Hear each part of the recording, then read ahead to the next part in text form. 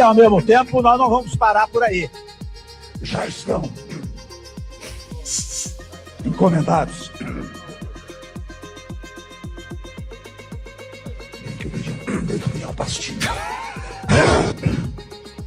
Já estão encomendados estudos para eliminar. E, ao mesmo tempo... Yeah, couldn't help myself with that, folks. That was something that's been making me laugh for like the past few days now. I don't even speak Portuguese. It's so funny. Ladies and gents, welcome along to the Changing Faces podcast. I'm your host, James Chang, once again, and we're back for episode 13 of the show. I would like to say that this time round, I'm okay. But it seems to be every single time I'm doing this damn podcast, there's either something wrong with me or there's something wrong with my co-hosts and what have you. But for me, I am sustaining a back injury because I used a machine incorrectly and I've injured my back. But no gymming at the moment today, thankfully. We're just sitting and talking at the moment. But of course, for those of you who enjoy watching and listening, be sure to like and subscribe on YouTube, which is just by searching for, I think it's just youtube.com/@Hey Changing Faces, all one word. But yeah, you can just search us for Changing Faces podcast on YouTube. And then also we're on Mixcloud as well. And we're on all the places where you find your podcast from as well. You can do so by searching for Changing Faces. I swear it's all there. I've seen it. So it's definitely all there. But obviously, thankfully, I'm not doing any of this alone. Thankfully, because we've got our next guest in the house. There he is. Look, it's Mr. Sarandub. Here he is in the house. I know this all seems quite vanilla right now because obviously there's no music, no sound bites or anything, but I do all that in the post. So you'll see it in posts, so on and so on. Sarandub, how are you getting on, sir? You okay? Yeah, pretty good.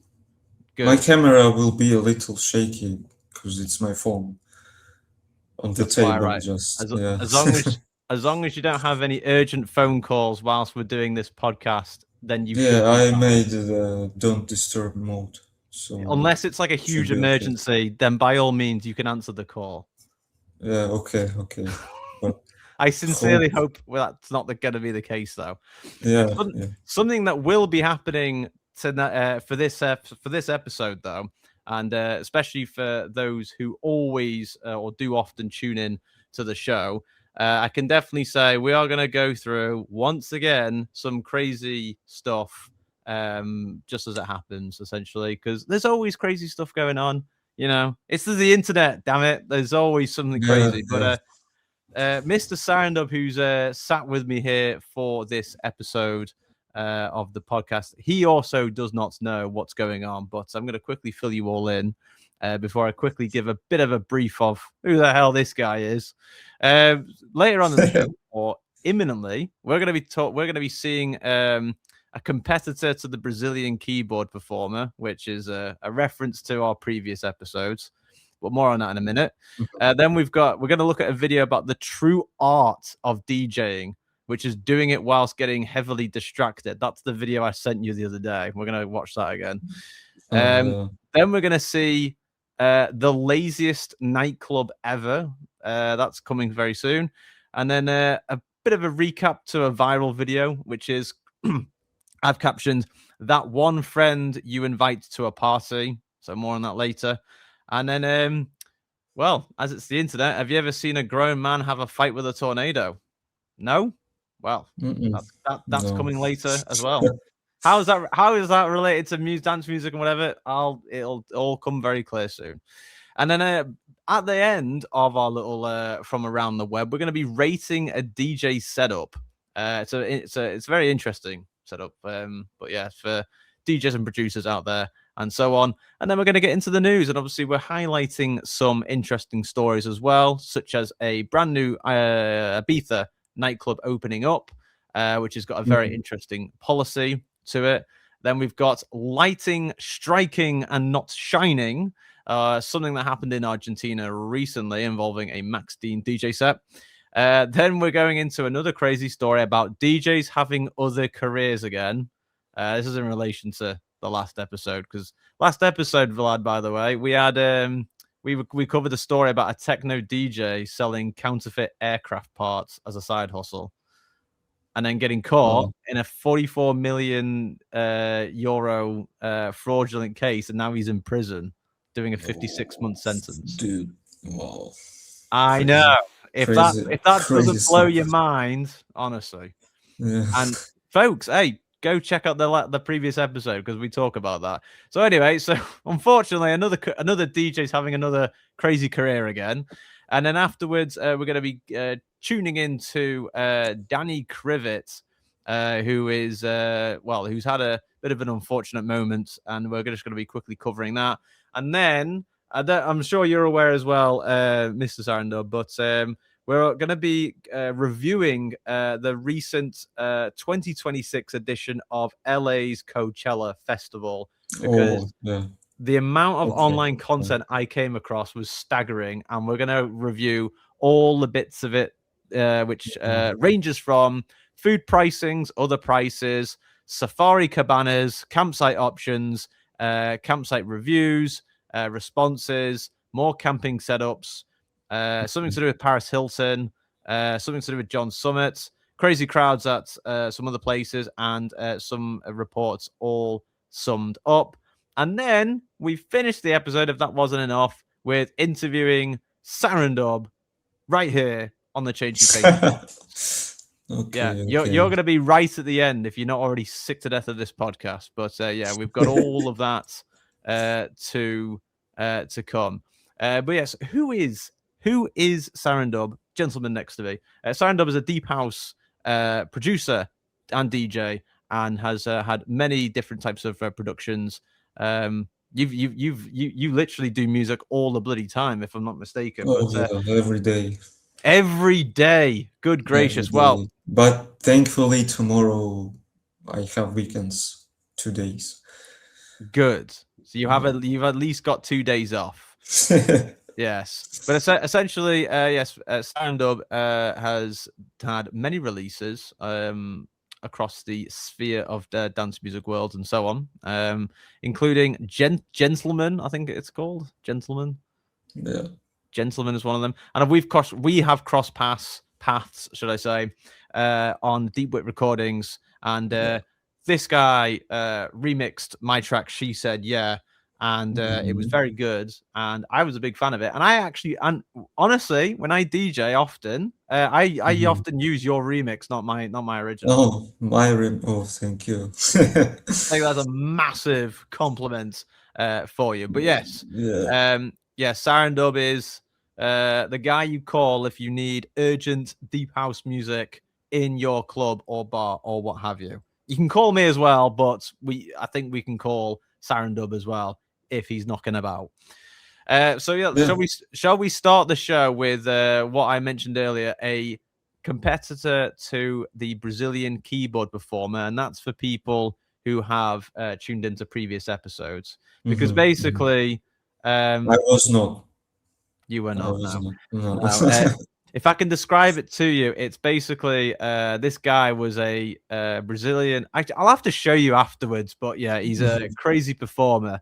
But this is his competitor. This comes courtesy of Cheap Seats AU and 3 others. But yes, this is thanks to DJ Dancing, one of our team members, who decided to show me this.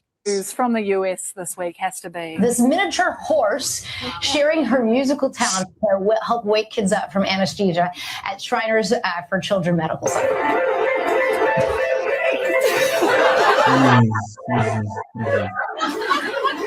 Can you imagine waking up from general anesthetic? It's like, I feel a bit down. Is that a miniature pony playing the keyboard? Because nothing says reality like a horse on the keys. Yeah, that's basically how I saw that as well. But Sarandub, if you could put yourself in the children's position, you're in a hospital, and when you wake up, that's what you this is what you come across this week. Miniature horse sharing her musical talents to help wake kids up from anesthesia at Shriners for Children Medical Center. If you're waking up and seeing that, do you think it's real, or do you just think what's going You on? know, I'm kind of in the same situation in the mornings. I have neighbors and kids, and they have piano right next to my wall where I sleep. Really? Yeah, and they sometimes play their symphonies for me in the mornings, and that kind of pisses me off. So, Are you sure? yeah. Are you sure it's not their local horse like this? Maybe, but I don't know. You never know. It might be. It might not even be them. It might be the horse. You never know.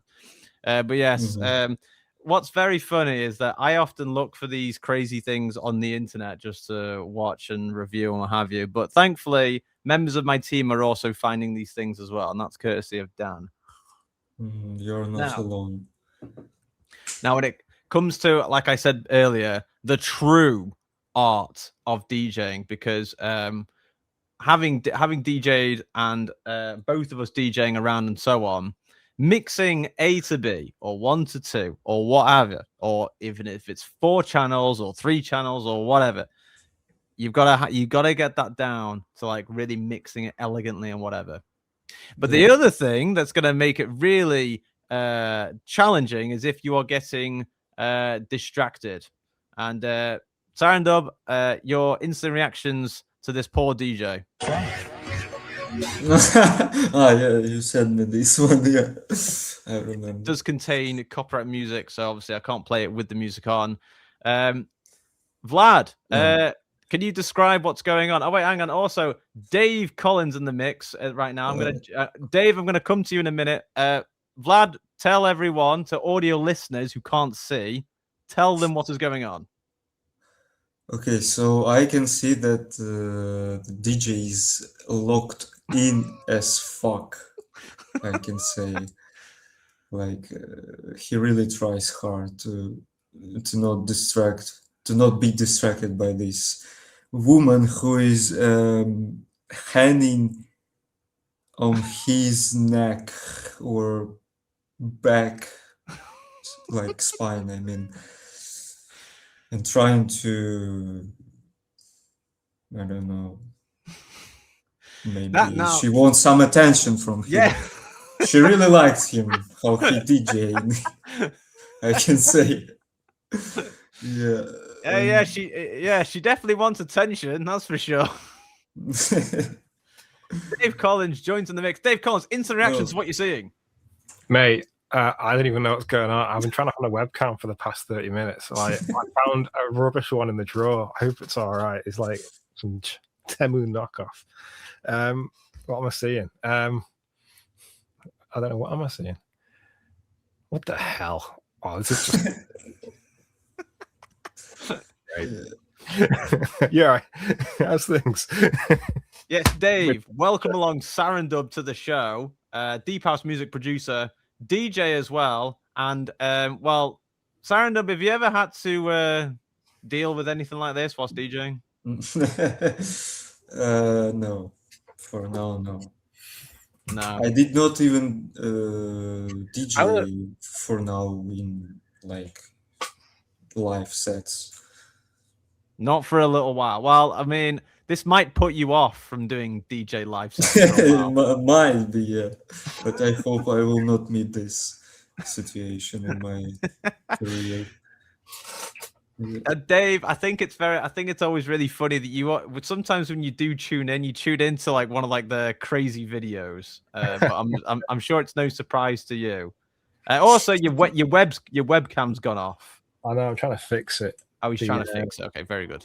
Well, I'm putting you in the background just whilst you're doing that. So anyway, so yeah, this comes courtesy of Ryan Rowett on Instagram, and yes, basically we can definitely say girl is trying to get attention to the DJ. That's definitely for sure.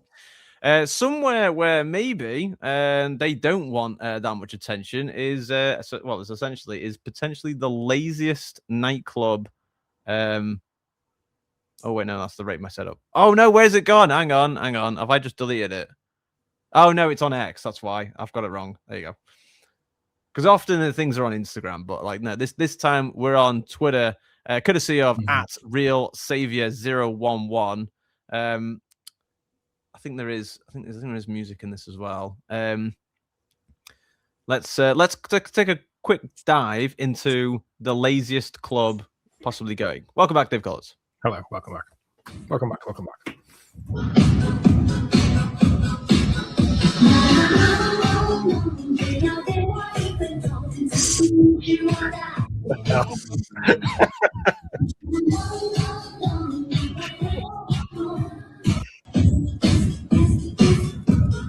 All I'll say is, like, at what point does that? At what point does that come? Like, does that become a cinema, or does it stay a nightclub? What do you reckon? Like, Maybe is it just the concert hall? No. yeah, With I mean, I think VIP chairs. I mean, it's VIP to the absolute maximum, but well, So it's, I think that's VIP right there, all of them. yeah, it's like every single person is VIP. There's literally no such thing as anything else. It's VIP or nothing, right? The whole concert hall is VIP, maybe. The thing is, it makes you think. You know, when people say, "Are you gonna go to the club tonight?" and you say yes, like, I mean, like, that's not what comes to your mind first. Definitely, yeah. Yeah, audio listeners, we are quite literally looking at well, the reason why we're captioning it as the laziest nightclub potentially ever is it quite literally looks like a cinema room, but basically, like, how would you describe those types of chairs? They're kind of like big ass day beds, aren't they?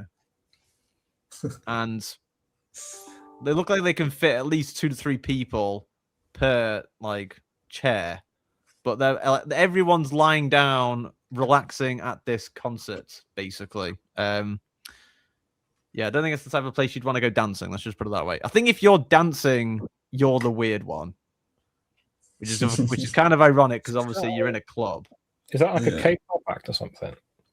It may be, and it may be. I think it might be something from China. I believe. Okay. I think so. Yeah, there is that wee bit of caveat.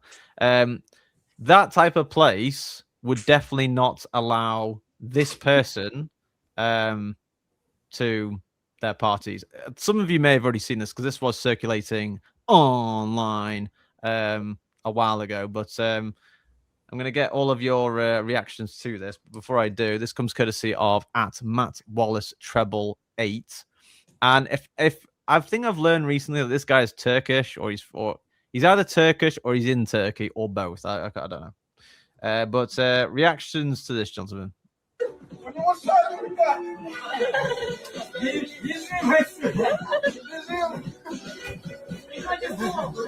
Audio listeners, it's a head dude. It's not Turkish. I can hear Russian language.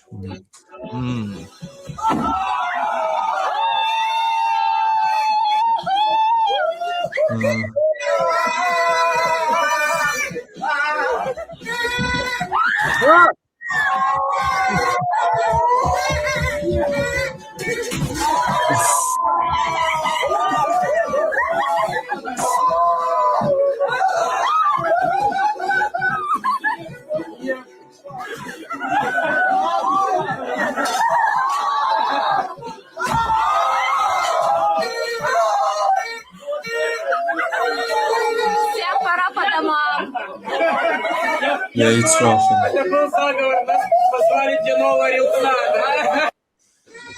So basically, are you inviting him to your party, Dave? I didn't expect. I surprised me that. I didn't think he'd jump on the table. I was like, oh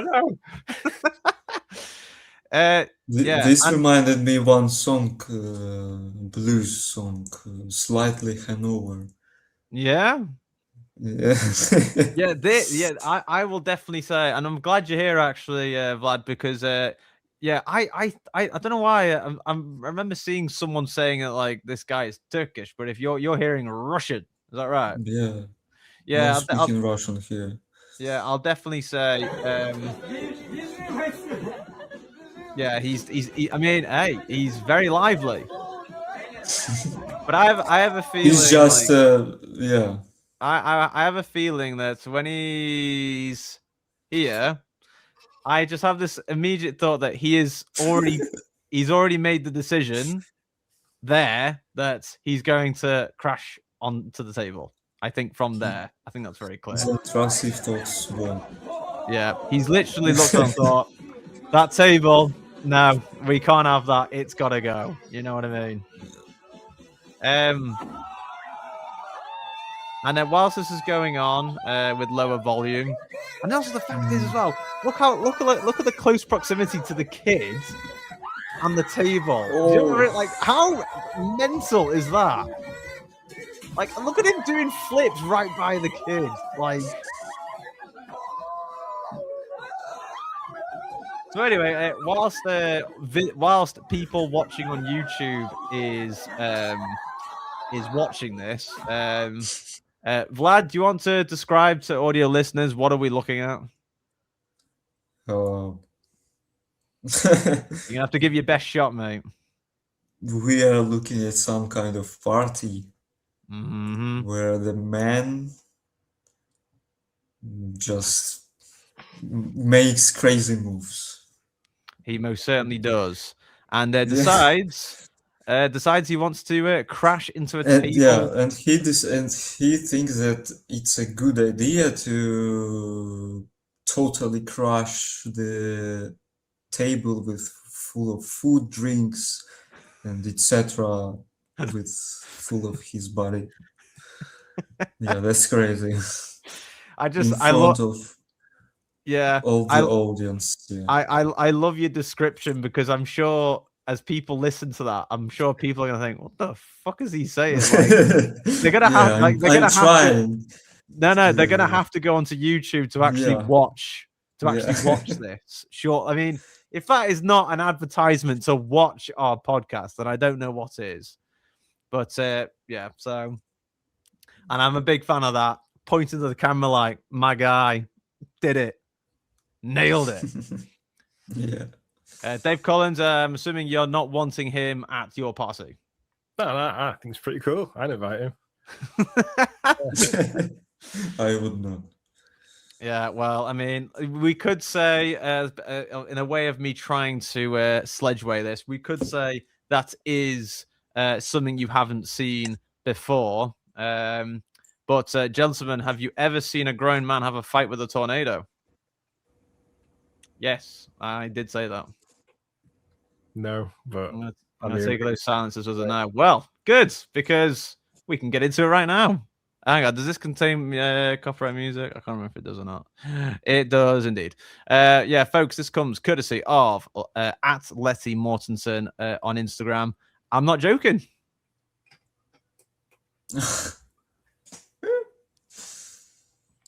My God, it's getting quite serious. And that is at a festival. Was that guy trying to coach? No, it's not Coachella. In his mind, he's fighting like the tornado demons. You know, it's like, finally, my training is complete. Yeah, and the tornado step back. Yeah, Vlad, I think you've noted it really well as well. It's almost like the tornado's like backing away as well. Yeah. It's scared of him or something. Looks like. Yeah. So I mean, this goes down in one of those things where these are like the things you see at festivals that no one would believe, but thankfully someone's caught it on camera. Does it blow his hat off as well? Is that all I can see? It does. He loses the hat in the process of deciding to fight the tornado. Yeah. So, of course, seeing that, and of course, I have to go with Ethan.Richards21, who comments saying, quote, always one bloke who stands up for what is right. So there you have it. So yeah, grown man fighting with a tornado at a festival. But now we're going to get quite nerdy now, Dave, because as mentioned before, I did a quick recap No, not a recap. I did a quick summary of the contents of today's episode, and we're going to be rating a DJ setup now. We're going to be rating someone's DJ setup. Always quite rating a DJ setup, but let's a bit of drama, yeah. Yeah, well, all I'll say is say that like you're the person who's coming to DJ on this, but yeah, well, let's take a look at this. Oh wow, that's interesting. Is that a laptop? I for real? I like it already.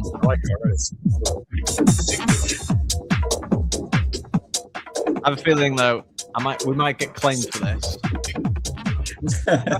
Is that an Xbox?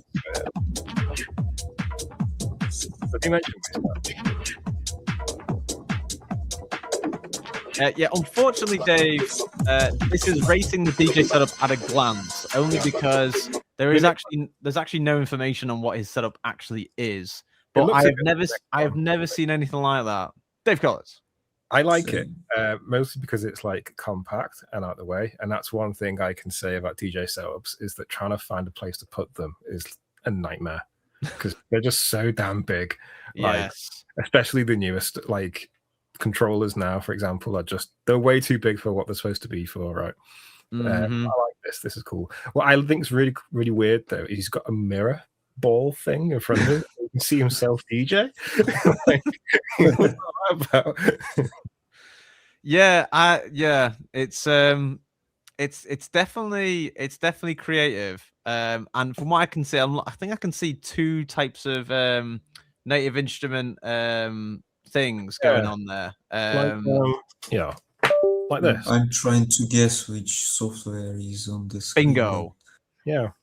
Yeah, I think Dave, you've already got those two. Yeah, so I think he's got two of those on either side, and then it looks like an Allen and Heath mixer. God, we're gonna sound like such nerdy people now for audio listeners.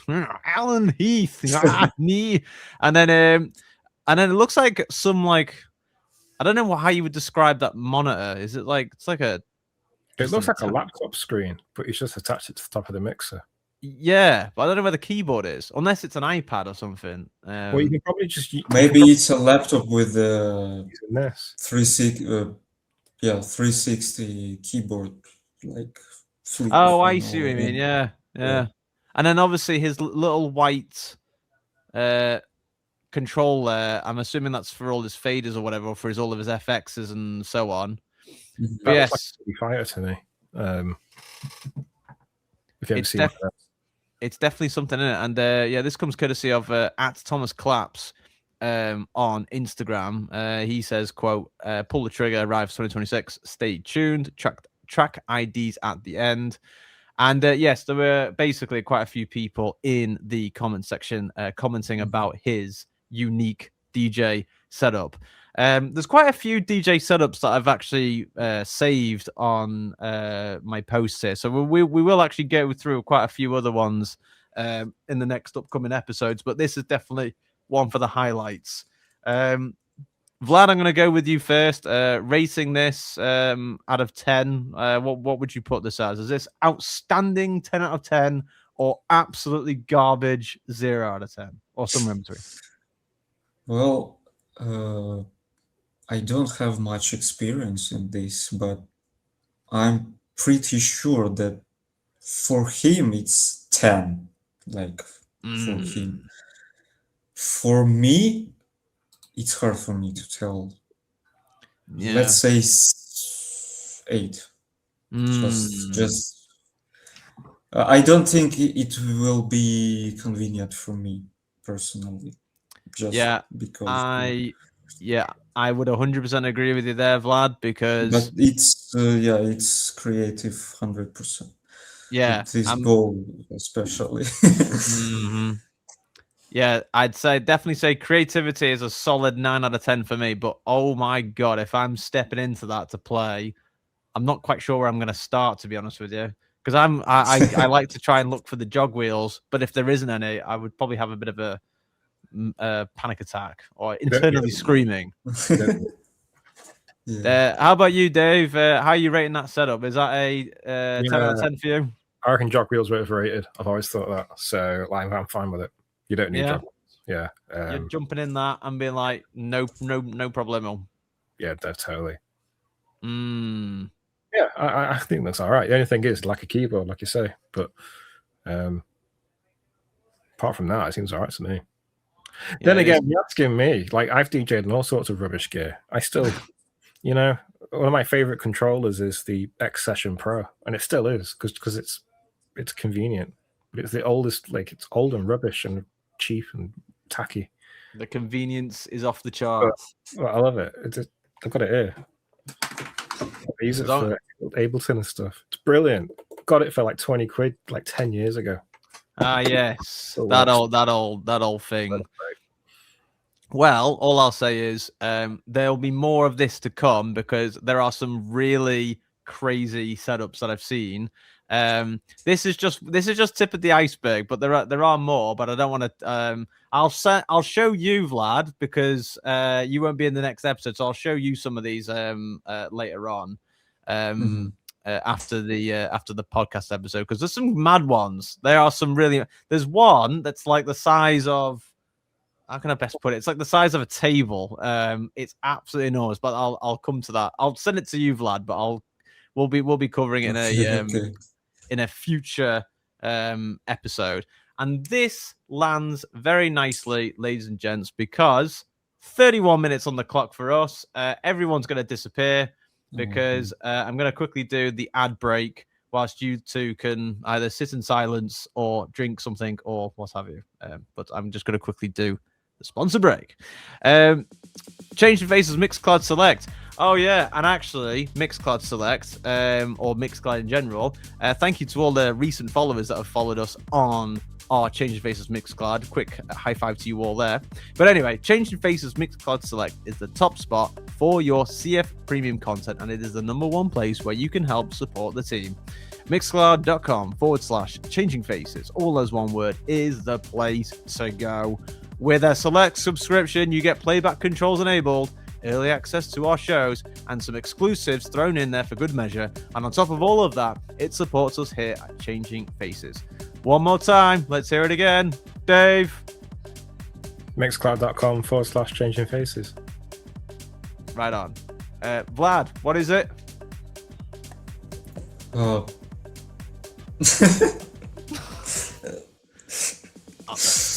It's hard to remember, to be honest. Not to worry, we'll tell you again. Mixcloud.com/Changing Faces, all as one word, or find out more over on our site, changingfaces.live. For all other updates and posts, be sure to find us over on places like Instagram, Facebook, Blue Sky, X, and of course YouTube by searching for Changing Faces or our handle at Hey Changing Faces. Don't forget, if you want something mentioning, be it a product, service, release, or whatever in our sponsored break, be sure to email us at hellochangingfaces@gmail.com. Everyone back to the room. That was some Steve Ballmer like sales pitch right there. I love it. Yeah, that was Vlad. But that was perfect. We were hoping you would forget, so we could just give everyone the website address once again. Yeah. Now we're about to go into the news. Would anyone like to sing a news jingle for us? Oh, we still haven't got one sorted. We still haven't got one sorted. Vlad, would you like to quickly sing a jingle? Do you know what a jingle is? Oh. Like if you listen to a radio station and they have like that quick little noise that goes into a news segment or something. Do you know what that is? If not, don't worry. I don't know how we can pull this off just by singing it. How do we do it? I don't know. Welcome to the news. The news. This one. Yeah. Okay. Would you like to join in on the second attempt? 3, 2, 1. Welcome the news. Get into the news. We can use that next week. Okay. Excellent stuff. Folks, we've got some good news, and we love good news, right? Yeah, good news is great. Good. Yeah, we have some good news, folks, and it's we're going to go over to Ibiza now.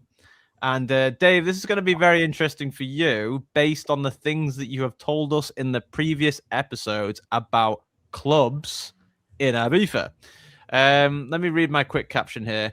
Nocturna says no to phones. This comes credit at Ibiza doing this, man. Yeah, it's just you wait right there, Dave. This comes credit at Ibiza on Instagram. A new club opening up, which is a phone-free brand. Yes, you're absolutely spot on. Nocturna will be opening its doors in Ibiza, situated beneath the Los Felices in Caladabu. It brings an intimate dance floor, high-quality audio, and a more stripped-back, conscious nightlife experience with a carefully curated lineup and a strong sense of community. It's aiming to stand apart from the usual island scene. Would you leave your phone behind for a night like this? We've got some quick pictures here as well to demonstrate this new club opening. One DJ said to me that it will be in this club. There will be playing deep house for most of the time. You would like to think so, wouldn't you? Yeah. Do you know what? I was hoping there was going to be some promotional material, but no. This is. I was going to say this is going to be so difficult for them to promote it. It's like, check out our Instagram. No photos allowed. Yeah. I mean that's kind of like I guess the problem there at the same time.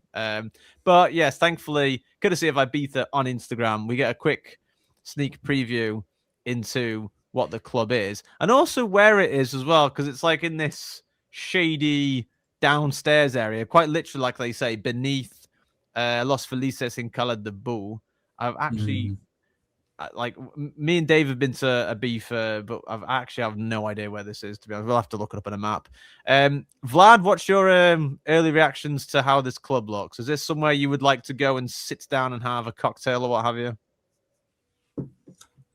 For the first sight, it seems like it's small. No? Or maybe I just don't know the clubs. I just did not go to one.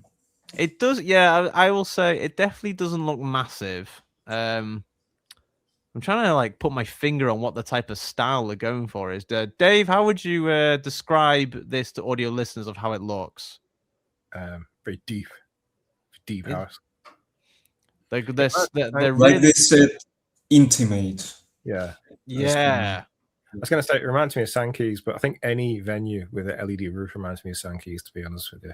But I like the deep red glow they got going on. It's pretty cool. Yeah, it's quite the theme, isn't it? A very dark red, like yeah, cherry red. But it does make me wonder as well, because Dave, I remember you mentioning that licenses for clubs in Ibiza is either very, very limited or they're completely maxed out anyway. So I'm assuming, like, well, is this going to be a club or is it going to be a bar or is it a restaurant? You know, good question. But they have said it's a club, so yeah, so it's a club. Maybe a new license came out and they are allowing another club to open up in Ibiza. Who knows? But if there is any other places to go in Ibiza, looks like there is one more, basically. Who would have thought that? Yes, I'm hoping that when Nocturna opens up, this does not happen at their club.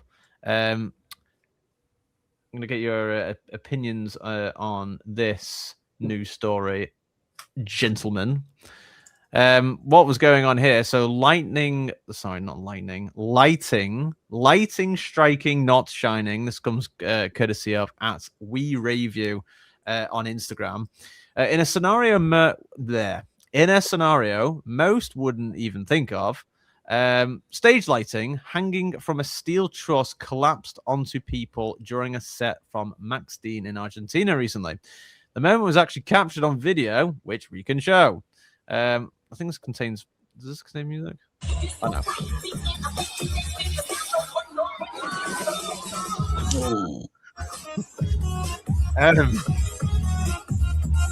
I'll just quickly continue whilst this video is playing as well.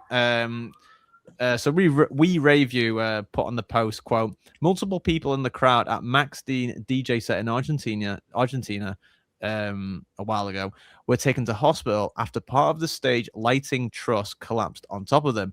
Up to 15 people were taken to hospital with traumatic brain injuries. Jesus Christ. Although it has been reported that none were in a life-threatening condition and have since left hospital. What? Sorry, I'm kind of reading that like live, I guess. How can you have a traumatic brain injury but not being life-threatening and then leaving hospital straight away? Or not straight away, but afterwards? That's mad. How can you have... That's mad, yeah. Like, I mean, brain trauma means you've been hit on the head, so it might just be a mistranslation. Maybe, or either that, or Argentina has absolutely fantastic brain surgeons. I don't know. Maybe, yeah. But yeah, I could definitely say this.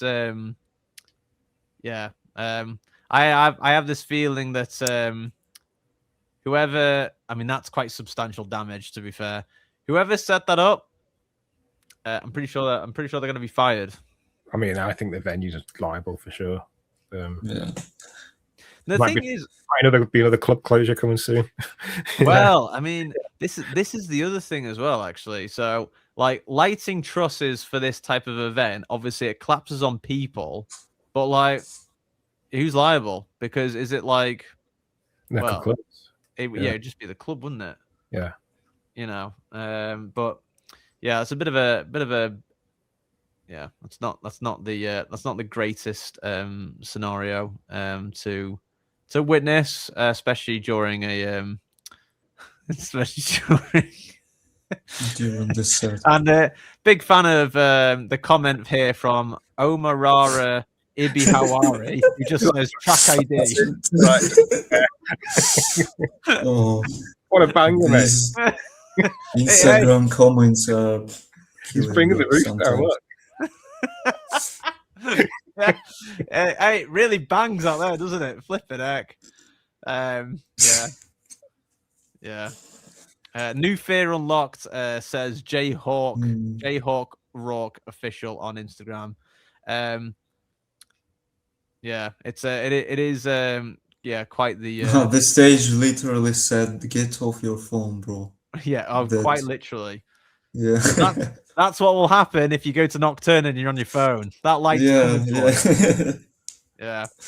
PT93 Music also coming in here commenting saying, quote, that lawsuit is going to be interesting. And yeah, very, very much so. Lawsuits. Yeah. Absolutely. And when you're in a club, have you ever had the fear of like lights falling on you? Because for me, no. Oh, I have. Really? Yeah, Creamfields, when the tent was about to collapse on us. Oh, right, yeah. Well, call me silly, but I was a bit intoxicated, so no, I actually didn't have any fear. Oh yeah, okay. I just, I was not really paying attention. If anything, it was funny. So, yeah, what can I say? Or by Massim here on the Instagram, also saying here, quote, that was literally the drop. Don't you remember? I forget where it was. We saw someone climb up the scaffolding at a festival once. That's right. Yeah. Which one it was? Yeah. And that's the wild thing, right? If someone climbs up that scaffolding and then falls off it, the festival's still liable, I think. Mm-hmm. So it's just sort of like. And Vlad, have you been to any festivals or anything like that? I was only at one club, but it was like only once. Yeah. It was for minors. Like I was 15 or 16, and no alcohol, just the music. And oh wow. DJs. Yeah, and it was kind of an interesting experience. Did any lights fall down? No. Okay, well that's already a pass in my eyes. Yeah. Because hey, Max Dean didn't even get that, did he? You know, who was DJing here that very night. But yeah, I think from mine and Dave's experience, Yeah. I've seen some wild nights out. Yeah, I was just going to say the apparatus or the equipment that some people can set up can be questionable. And speaking of something that is questionable, Dave, can you believe, right, that you remember in the previous episode that we were talking about DJs having other careers that can be controversial? Yeah. Well, there's another one. Yeah. Yes. We've all got careers and we've all got jobs outside of DJing, but yes, another. I haven't fully read this story, so I'm going to be reading it along with you all. Yeah, so it's another crazy one coming from Resident Advisor again. DJs having other careers again. This comes credit of Michael Lawson from Resident Advisor. In another twist of DJs having second jobs, we have another interesting one that came to the news recently, and titled here, Prague DJ arrested on terrorism charges following arms factory arson case. A group called Earthquake Faction claimed responsibility for the attack on a key manufacturing hub for Israeli weapons. A DJ, a member of Prague's underground electronic music scene, is among those arrested on terrorism charges following an arson attack at an arms facility in the city of, how can I pronounce that? Pardubice. Pardubice? Maybe, I don't know.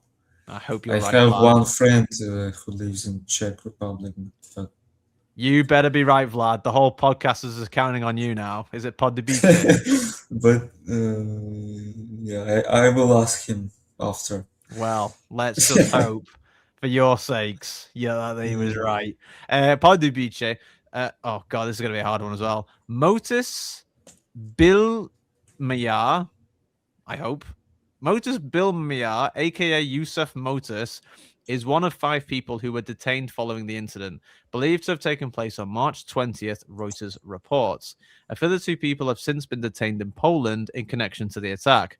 The fire was claimed online by a previous unknown pro-Palestinian organization called Earthquake Faction. The group alleged the site was linked to the production of weapons for Israel, a claim denied by the company involved, which is LPP Holding.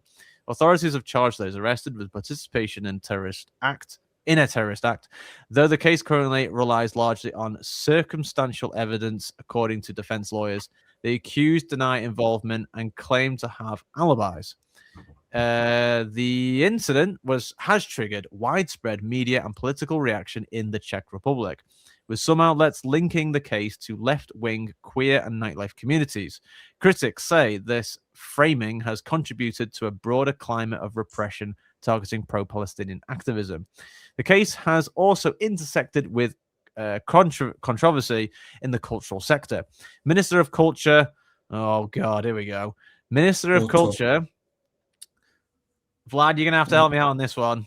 Otto Klemp, is it L or I? I can't. I think it's an I, but the dot at the top is an accent. Otto. It has dot. Otto Klempier? I don't know. Anyway, Minister of Culture, yeah. Otto Klempier, is reportedly considering blocking public funding to Prague Gallery. Oh God, Svetova 1. Yeah, well, let it be. Yeah. Yeah. I'm looking at you, Vlad. You're the one having to check these things. I would read it Svetova. Svetova. I don't know how Czech language works. Well, honestly, better your guess than mine, all I'll say. Svetova 1, despite a recommendation from an independent panel in a move many perceive to be politically motivated. It's very sad to see mainstream media and ruling politicians using the situation to spread anti-queer and anti-grassroots framework, end quote, said by Teresa Patočková. Oh, that's good. Maybe. Well done, Vlad. Patočková. Resident Advisors, Prague City Manager, and a member of nightlife advocacy group Vibe Lab. Another quote here. We don't know enough about what happened and how the investigation is going, but after a few weeks, we can see how the narrative feeds into authoritarian tendencies to the ruling party, end quote, she said.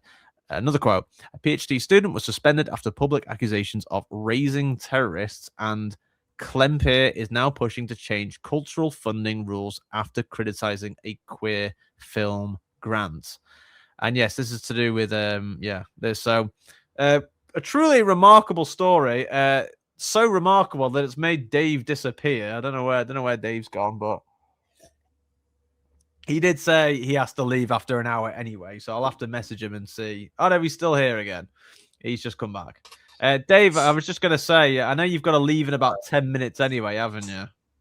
Yeah, I've got to go literally 5 minutes pretty much.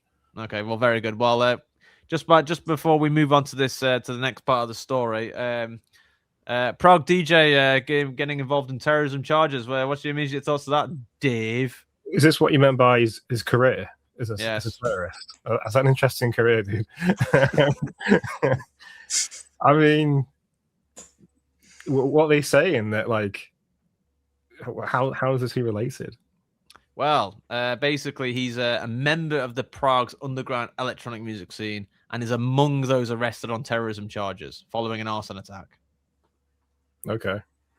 I mean,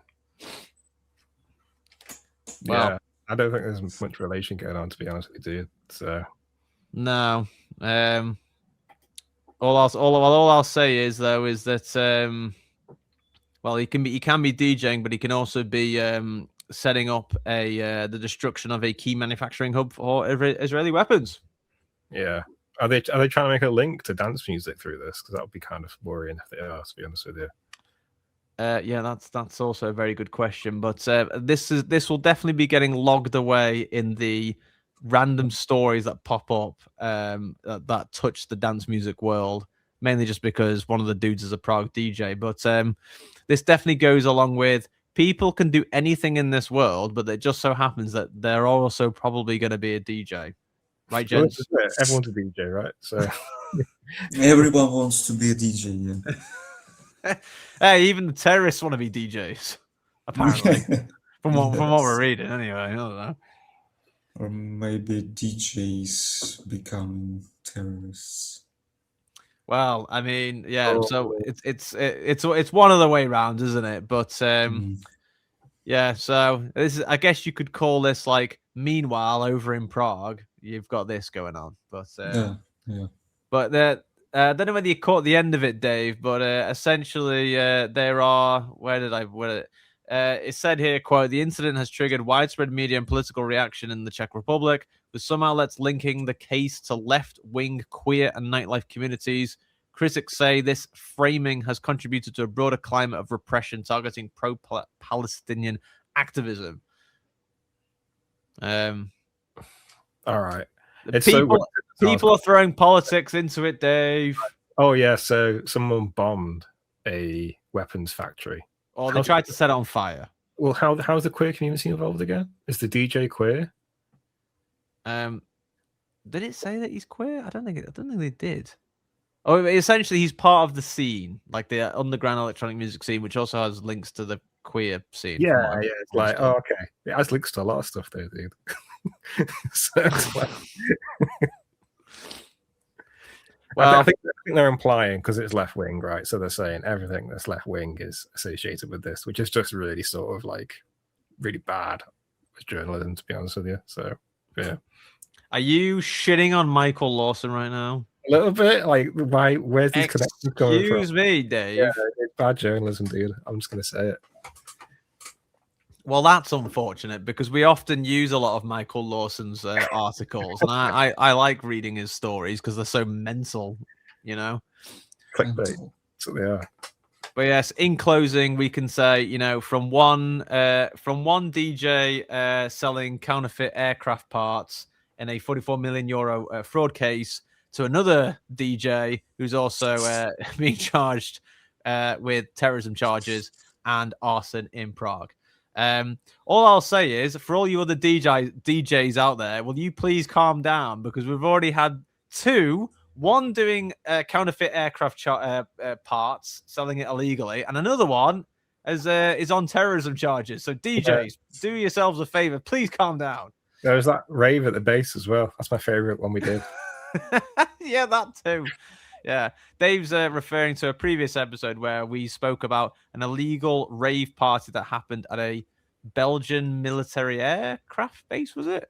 An airbase, yeah. An airbase where people said there was live ammunition in the area where they were partying, which is absolutely mental. I was going to say, it's dropped some bangers, like literally. Quite literally, yeah. Yeah, another use for that.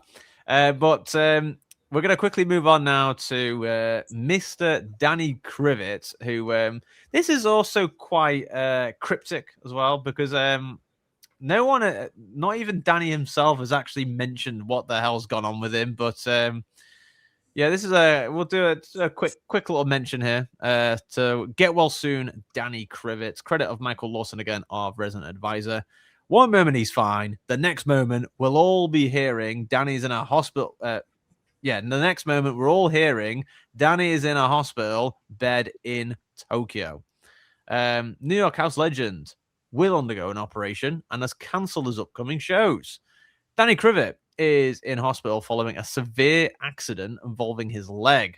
The New York house favorite broke the news on X. Was that today? Oh, no, not today. On April 28th, revealing that he will undergo an operation in the coming days.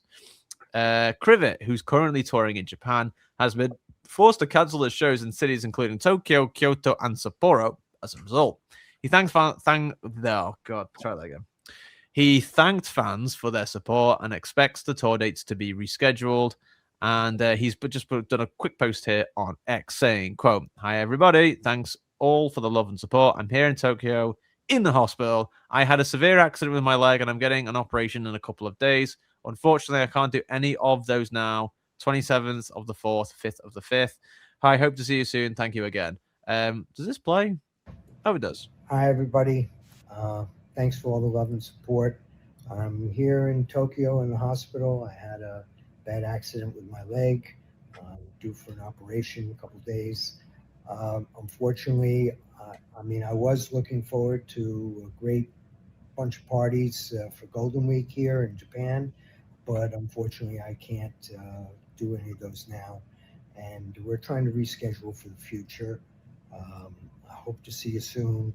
Thank you again. Love you all. Wait there, Danny Krivit. What did he say? My leg, due for an operation in a couple of days.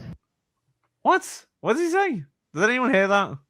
Yeah, he's due for an operation. Oh, due for an operation.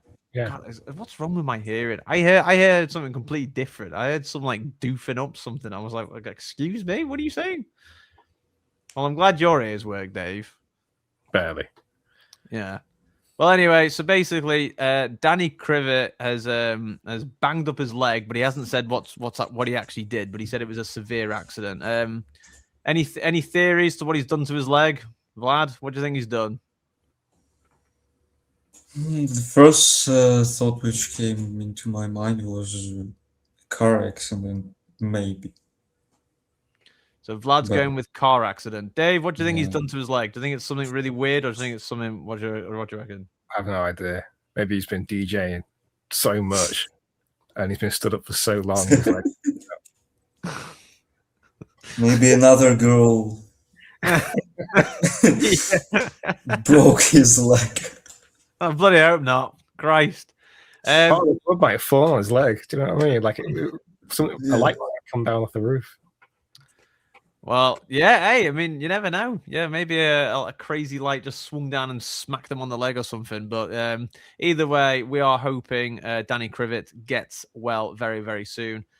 Dave, I'm conscious of the time for yourself. What do you want to move on, or would you like to stay for a bit for the Coachella 2026 review? I've got to, unless you got one more like derp news segment. I probably leave it at that, to be honest with you. Yeah, no. This next one is massive. It's at least half an hour long. Oh no, I'll leave you guys to it then, because I got like 3 minutes. So yeah. Yeah, no, yeah. You go do what you need to do, Dave. He's a very social person, and so he's got he's got things to do. Unfortunately, everyone's busy and everyone's going out all at the same time. It's like and not me and Vlad though. We're here, right, Vlad? Hey, I'm gonna try and head out soon. It's Liverpool. So. Oh, really? Oh, well, there you go then. So, folks, yes, if you are in and around, well, no, actually, no, this is a recording anyway, so this will be in the I'll let past you know anyway. They go out, but I'll let you know if I can sort of find the energy to go out. So, yeah. Yes, Dave, by all means, get yourself gone to Liverpool because I'm sure it's going to be a fantastic time to be in the city, especially when the sun's out. It's great. It is very, very good. Yeah, you get yourself gone, and then me and Vlad are going to unravel all the crazy things that went on in Coachella in LA because there are some crazy shit to review. I swear to God. Mhm. Oh God, I've just played it. Dave, I will speak to you very, very soon, mate. And as a we are recording anyway. But I was going to mention to you, I haven't done the mix yet for the special 100th episode of Collections. Going to give that as a quick promo as well, but I'm due to do that tomorrow. I finished mine last night. Oh, God. 2 hours locked in. Jeez. So basically, just a quick heads up, folks. For those who listen to Changing Faces Presents Collections on our Mixcloud or on our radio station partners, we've got Collections 100, their 100th episode coming very, very soon. It's Dave's idea to do a 2-hour mix from each of the members of the team. So, Dave, you've just done yours. I think Dan's done his, and I haven't done mine. But I have got the list ready. And actually, funnily enough, Vlad's remix of my tune, She Said Yeah, is actually in the list. So I'm playing that later. Oh, okay. Yeah, so I didn't even tell you, Vlad, but so that's to come. But Dave, get yourself gone. Thank you very much for coming along. All right, see you later, guys. Have a good weekend. Yeah, bye. Thank you. Bye, Dave. Bye. So yes, Vlad, we're about to get into the review of the okay. Oh yes, we're about to get into it. So we're now going to go over to LA, California. Coachella 2026 was recently concluded, and once again, it wasn't without some controversies and downright mad pricings. Another Coachella gone, and another moment for people to get the famous lemonade and spicy pie, as we mentioned in one of our previous episodes. But this time round, a lot of attention was drawn to the pricings of food, tickets, and the partygoers themselves, as there were some interesting attendees. So the first video that we're going to quickly look at here is we're going to be looking at the food. And Vlad, I'll say, neither of us have been to Coachella, as far as to my understanding, in LA. Is that right? I can't say if I would actually want to go after watching all of this, but I'm going to get your opinion on this as we go. But this comes courtesy of @Jack's Dining Room on X, and he essentially does a quick review of the food. So let's get into this. Coachella this year from least expensive to most expensive. Starting off, we have the world famous All'Antico Italian sandwiches. We got their pistachio mortadella burrata that was shockingly the cheapest item of the day for only $12. Then we got tacos 1986. They've got an army back there freshly slicing their meats to order. We got their trio plate for $20. Next up, we had the ham pole bang bang noodles. I went with beef noodles for $25. Then somehow it was my first time trying Dave's Hot Chicken, and I'm not gonna lie, this Sammy and sauce was incredible, but it was $30. Next up, one of the more underrated dishes of the day, the dived lobster roll covered in Cajun seasoning. Honestly, pretty reasonable at $35. And the most expensive food of the festival was Le Burger for their $150 Michelin-starred caviar burger that comes with a full tin of caviar to add on top. And can't forget Coachella's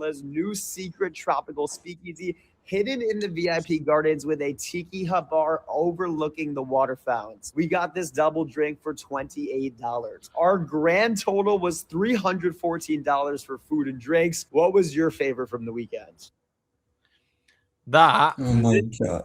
No, for now I would not go there because I don't have such money. When he said that, when he said one of those pastrami sandwiches was $12, I was thinking that's not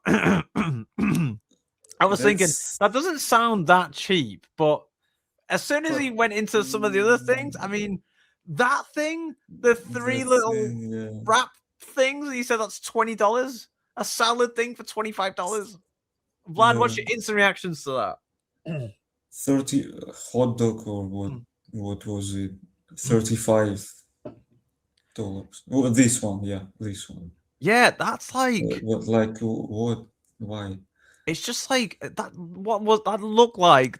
It basically looked like a hot dog bun with a little bit of lobster. Like Raisin Cane's bun with sausage and Oh my stuff. god, it's like, and that was $35, and even that blew my mind. And then, of course, the most ridiculous one that he showed was $28 was drink.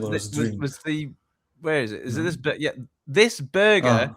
$150. You have got to be like out of your mind to be like, Oh, I'm dropping $150 on a burger. Like, dude, that is so like that's so mental. too much. Like, I get it, it's caviar and it's a burger, but come on, like more money. You could say more money than sense, but hey, if you really like caviar, I guess. Some artists which who order tracks from me, which I make for like ghost producer for them, pay less than for this burger. Yeah, doesn't that say something? Yeah. You know, I have to admit as well, like for a festival, this area looks really nice. Yeah, where they've got this area like is speakeasy restaurant place. But Mhm. in my opinion, that's not really what a festival is or what it's about. It's usually about big fields, loads of like flags and color and everything, not like some crazy oasis. Although I must admit it's pretty cool. But didn't he say here that like he got that drink for $28? Was that right? Yeah. Yeah, even there, like a cocktail for $28. I mean, so anyway, so that's that's Coachella food. That's some of the Coachella food. I'm just quite bewildered by the hate this guy is getting for some Fuck reason. you. Yeah. Why is it? What's just hate all about? Even the guy below him, Tuomo Chutu, says this guy sucks so much. I don't know what's wrong with this guy. Personal. It's yeah, yeah. I mean, it must be very personal. So anyway, so that was one bit of that was one bit of pricing for the food. But now we're going to get into some more pricings. Now this is for other things at the festival. I'm curious. Oh yeah. So I saw that some places costed like $400. Oh yeah. Or maybe it's just tickets. I can't remember. Really. Yeah. So that is just for entering the festival, but these are all the add-ons when you're in there. So you've already imagine already paying your $400 to get in or whatever there was for the ticket, and then you've got to get all this. So this comes courtesy of Today Years Old on Instagram, and it says the quick caption here: Coachella 2026 opened this weekend at the Empire Polo Club, Indio, California, and the cost of attending has become its own story. Goes into quite a few other things, but we'll just quickly show. We'll quickly show some of the things that were of discussion, essentially. So these are some of the. This is how much some of the things cost if you wanted it. If you wanted to use a charging locker where you would store your phone, it was $89. So a very costly decision there. This is another type of food. $100 caviar and chicken nuggets. Just because of the caviar, I guess. I mean, and it's like the small amount of it. Unless the caviar is dog shit and they are the finest chicken nuggets known to mankind. I don't know. Yeah. Maybe that's like from like the most precious, rarest chicken of all. I have no idea. $3,000 for last minute resale tickets for the festival. So that's something. $24,000 plus for a house rental in the area, and these areas include areas such as Colony Park, Vista Santa Rosa, La Quinta, Desert Palms, Bermuda Dunes, and I don't see the rest. Then $40,000 for ultra premium single day suite paired with artist guest passes. That's a very long name for a type of ticket, but as you can see there, we're talking about like a huge living room, you could call it. It's like a little living room thing, and you're kind of far away from the like you sort of side on from the stage, but $40,000. I guess this place has bad acoustics. Yeah, I mean, my that's the other thing as well. They're not even considering the acoustics, but I have a feeling these people spending $40,000 on this living room thing, I don't think acoustics is really in their thoughts. Maybe someone wants to be like separated from other people. Oh, absolutely. And then if that wasn't enough, $70,000 ultra premium weekend suite paired with artist guest passes. That was the most costly version of it, which I can only assume like celebrities must have just bought that or something. I don't know, or massive companies, because, well, who's really going to be paying for that? But yeah, that were some of the prices to that. What we're going to go into now, though, is if you have quite a lot of money for this is one of the cabanas that you could take at Coachella. This comes courtesy of at GoFish77 on X, who says, quote, "People love Coachella so much that they're willing to pay $12,000 to $19,000 for these kinds of mere accommodations. It does give you food access and extras like food and drink, but who has this kind of extra money? Coachella started as a fan-friendly event and changed to an elite one pretty quickly." So yeah, just bear in mind this is another you can buy a car, like used, yes, but a good used car for this money. You could even buy a brand new one with that, I would even say, like a cheap one. But maybe, yeah. Instead of that, you could have this for during Coachella, Vlad. Think about that. Yeah. Wait till you see inside. No. Wait till you see inside. You might change your mind. Let's have a look. Maybe if I had quite a lot of money. We're back at Safari Camping. So this is my second time doing Safari it. Coachella we room got tour. The cabana, so I'm going to show you guys what the cabana looks like. Last year, I showed you guys what the tents look like. So it's very similar, all the same stuff inside. So it comes with a mirror, a clothes rack, same one as last year. I think it's all the same stuff. So this time we decided to do the cabanas because just to try something different. So this is what it looks like on the inside. I haven't really seen many videos on TikTok about the cabanas. So same stuff as last year. It comes with a fridge, the nightstands. The nightstands are a little bit different.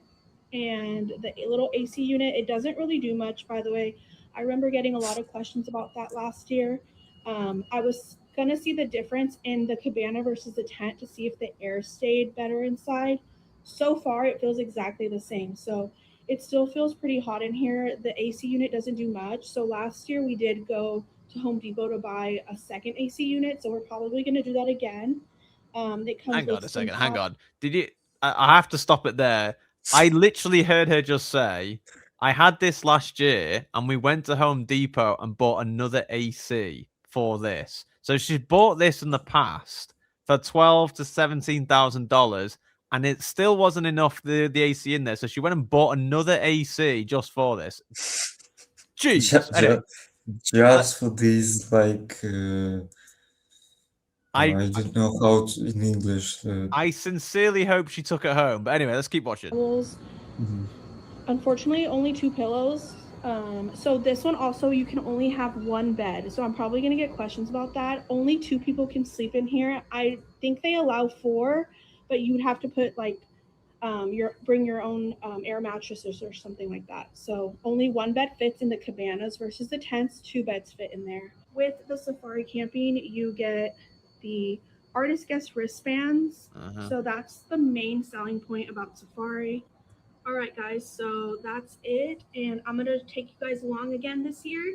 And if there's anything you guys want to see or want me to take content of, let me know and I'll do that. 0.5 view of the whole room. So, yeah.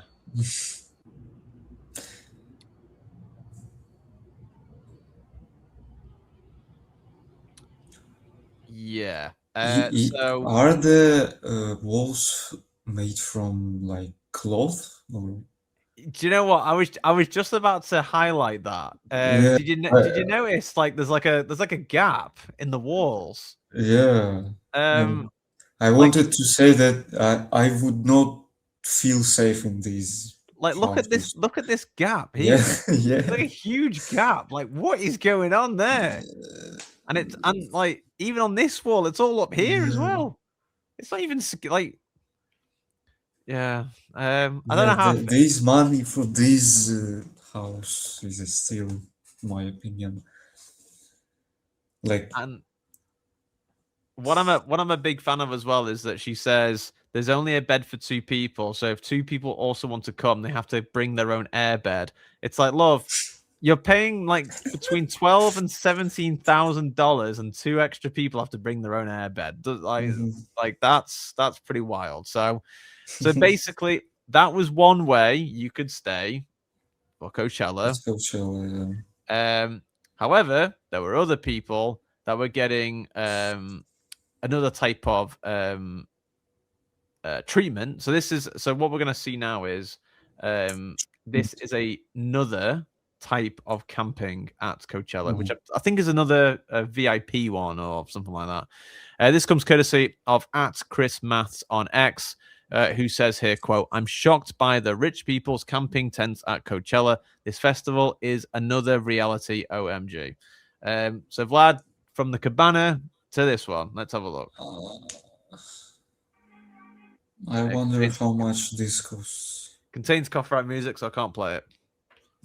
Or does it stop? Yeah, no, there is.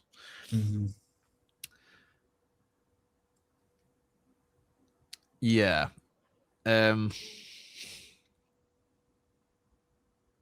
Well, just whilst we're watching this, for audio listeners, the cabana we were looking at was a very small hotel-like room that had a mini fridge in it, an AC unit, even though she said in the video that it wasn't good enough and had to go buy another one.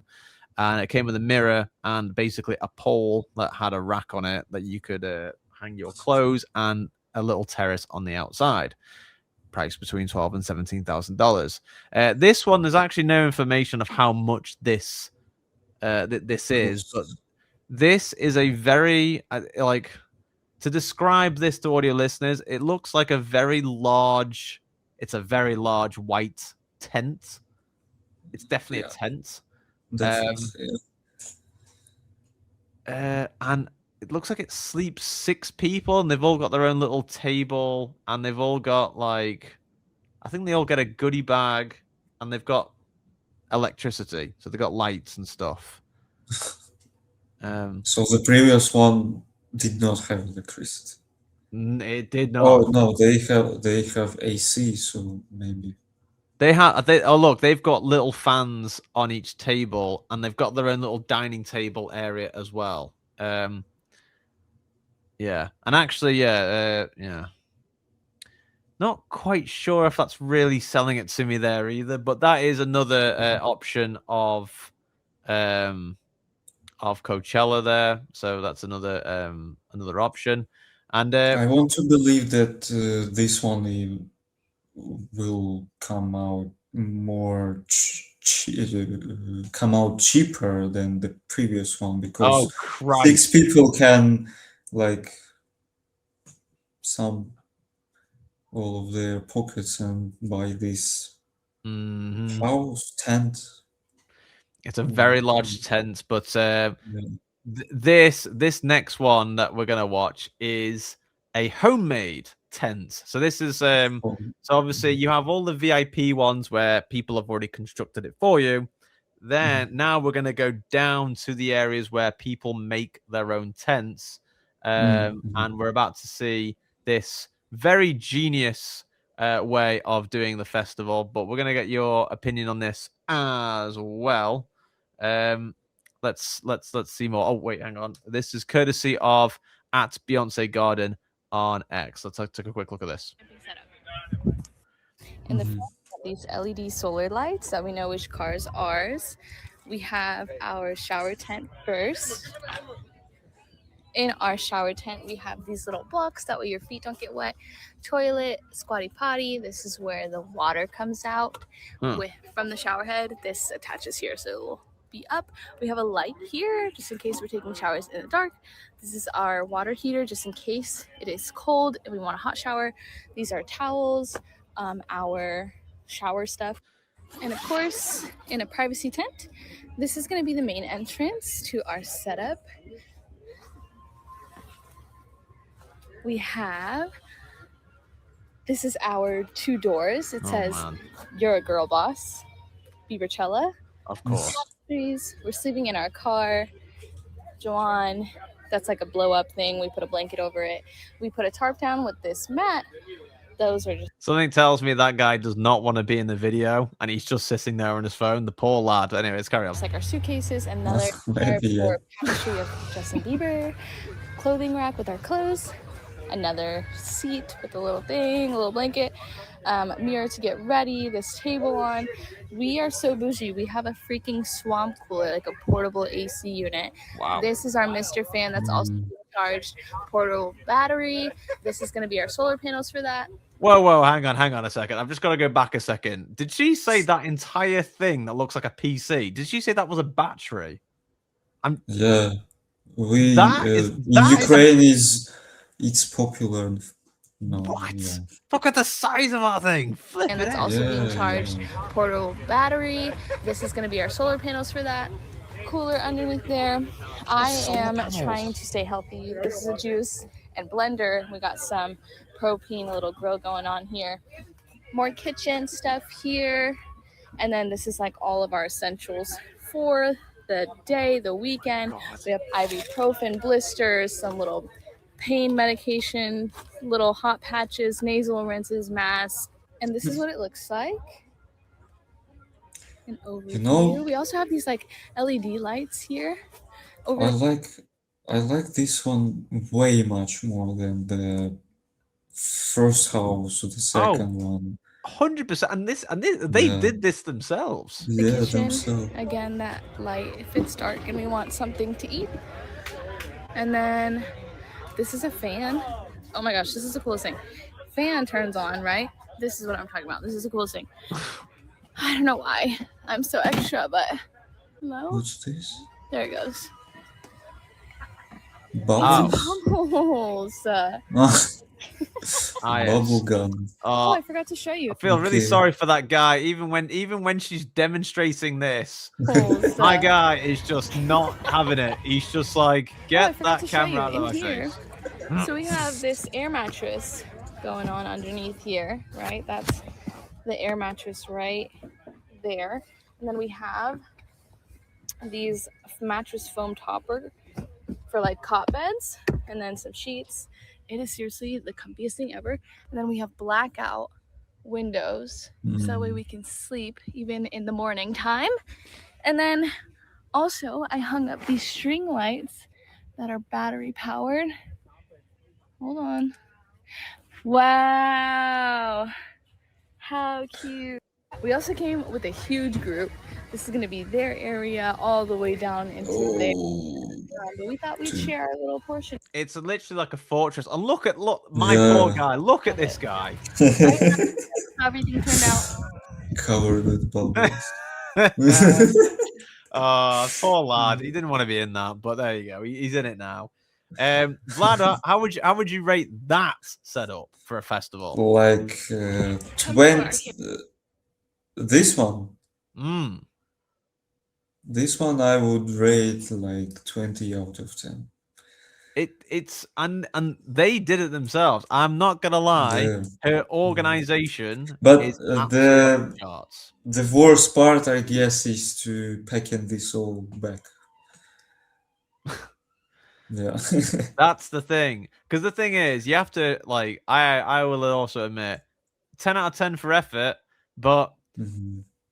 taking that all apart at the end of the festival is going to be the Yeah. biggest ball ache ever. They're going to be like a whole day doing that.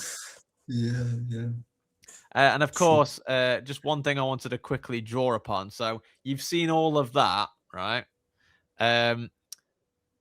Now, when I saw all of that, it reminded me of some of the things that I'd seen at a local festival near me and Dave, which is Creamfields. Mhm. And this is what it reminded me of, basically. And this is what someone responded to, because this is the video we just saw.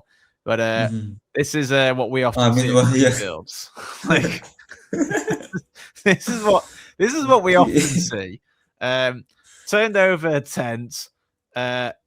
This is what we always see. Mud British everywhere. You better weather. believe it. And then stupid shit like this. So, that's yes, that's someone Okay. transporting pasta in a flip-flop. Yeah. Yeah, so that's Okay. that's the type of stuff that's the type of Now stuff that we please. see. And this is a courtesy of @WM_02. Oh my god. Even this, this is peak UK festival culture in response to Coachella. This is what we're talking about right now. Fantastic. I can definitely say have been there before. Fantastic, yeah. Yeah, this is Dave would also agree if he was still here, because he was there with me, and that comes courtesy of J Dunn 1973 with saying, quote, can confirm solid 5 out of 10 experience.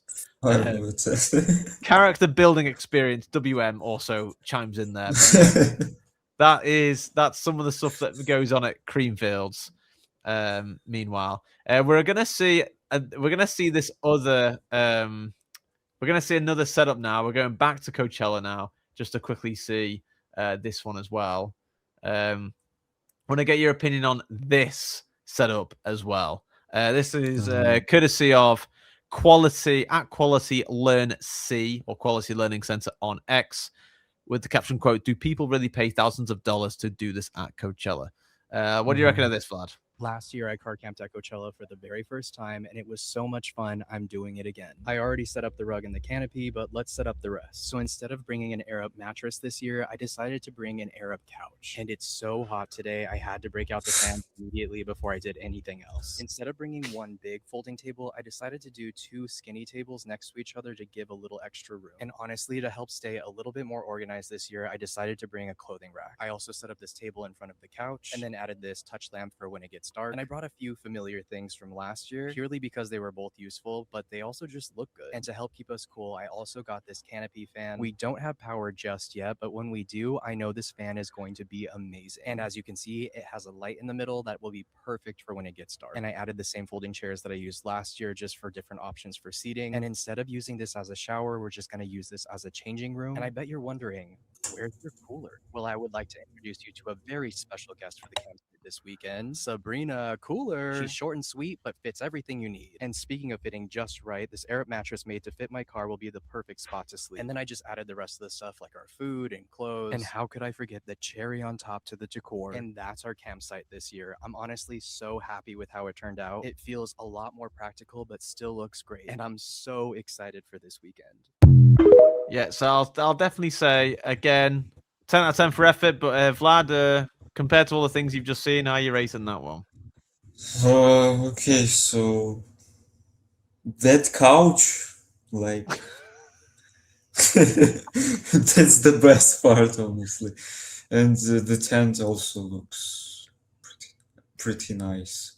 I will say, like, you know what we just saw at Creamfields in those photos? That's what I'm used to at festivals. Yeah, that's better than but Creamfields. Like, And the thing is, I'm sure he says here, this table in front he of the talks couch, about and the then added this suitcase touch thing. Hang lamp for on. when it gets dark. And I brought a few familiar things from last year, purely because they were both useful, but they also just look good. And to help keep us. But they also just look good. Are you Just look telling good, me uh-huh. he's bringing this suitcase just for decor? Like, it's not just a waste of space. Like, I don't know. Yeah.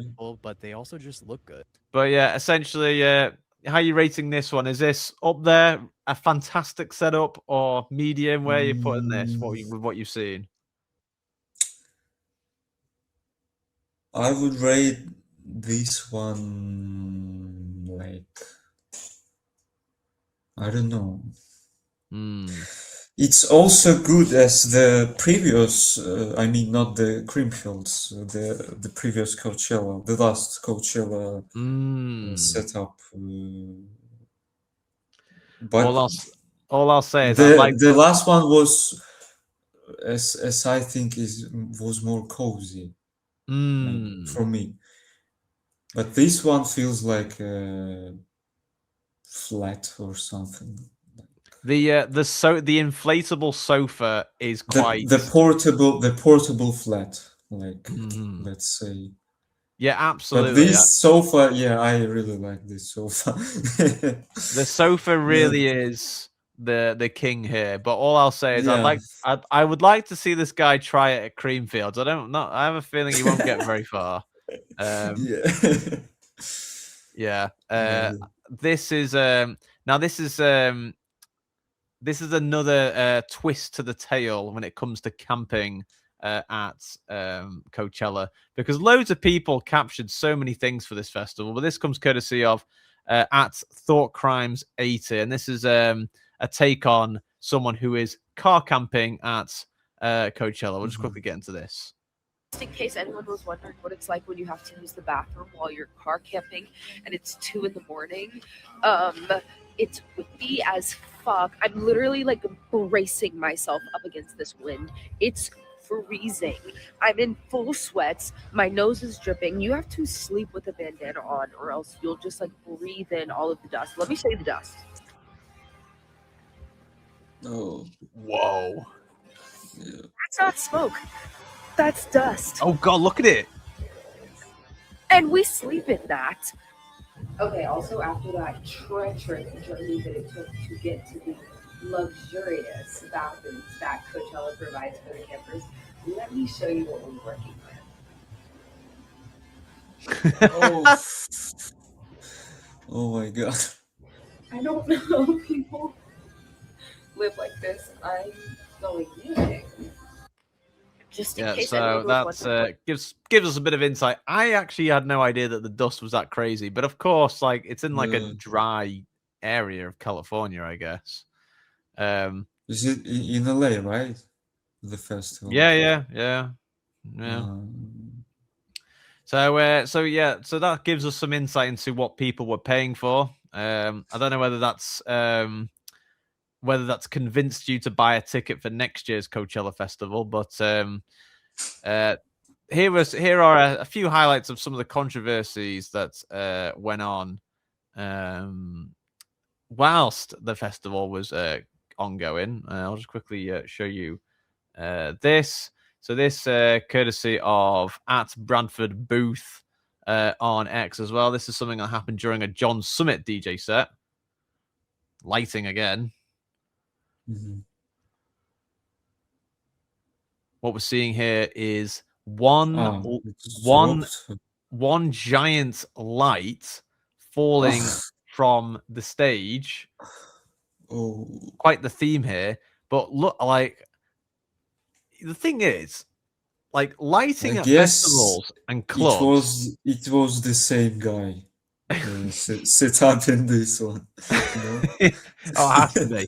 Look at the freaking size of that thing. Yeah. If that drops and falls on your head, I mean, Jesus. That would be painful, I guess. Absolutely. That is huge. And thankfully and incredibly, no one got hurt. It didn't fall on anyone. But that's that is one of the I wouldn't say the highlights, but it's one of the things that was captured at the festival. Another bit that was captured as well is celebrities were all over Coachella Festival. That did capture some people's attention. This here, Paris Hilton saying here, quote, been giving my security a run for his money at Coachella for years now. Tommy is the best. This is poor Tommy trying to run Fast after as her. fuck, boy. Still fast as fuck, boy. Come get some. I don't think you have any idea how fast I really am. I'm fast as fuck, boy. I'm fast as fuck, boy. Yeah, the poor lad is literally running after her while she's trying to have fun at the festival. I'm actually quite surprised that she's allowed to just roam around there, but I wonder if this sound is like over the like recorded, or is it applied after the recording the video? Well, yeah, a lot of people were quoting a previous video that she did last year, but yeah, this was from I checked this. This was from 2026, but yeah, he's definitely getting his money's worth while she's running around trying to have fun. This we can't unfortunately show. Oh, I can't show it anyway. It's been taken off. Oh, that's a shame. Let me see this clip now. See if this works. Ah, yeah. Actually, no. This is a tweet from at the Festive Owl, and this just sort of is a bit of a summary to what we've seen for the festival.